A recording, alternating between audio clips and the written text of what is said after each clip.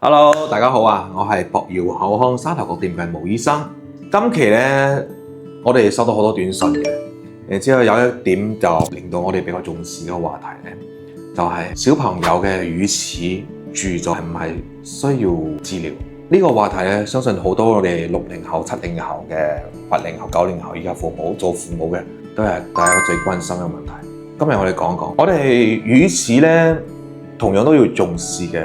我哋學校呢，一般喺小學嘅時候會有牙科保健檢查呢，會出現一個就蛀牙。好多家長以為我哋蛀牙呢，乳齒係唔需要去補嘅，唔使理嘅啊，反正後期都會換牙啦。但係呢個觀念呢，已經係錯㗎。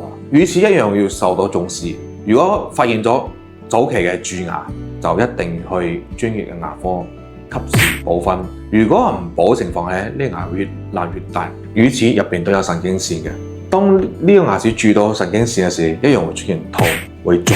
好多家長唔重視呢，就會令到呢個牙齒蛀晒啦之後呢，會令到咩情況呢？恆齒生唔出嚟，或者恆牙生出嚟嘅時候呢，唔整齊，嘴角關係唔良，同埋面部個骨架發育都唔好。所以話呢，我哋乳齒呢係替換牙齒之間嘅好關鍵一個重要部位，所以呢，我一般建議家長朋友們呢，每3個月至半年要帶小朋友到專業牙科做牙科保健檢查。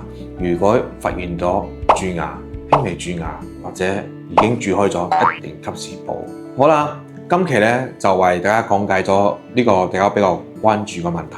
如果仲有咩想了解牙科保健嘅個知識呢，可以喺下面嘅評論區留言俾阿毛醫生。我哋下期再見，拜拜。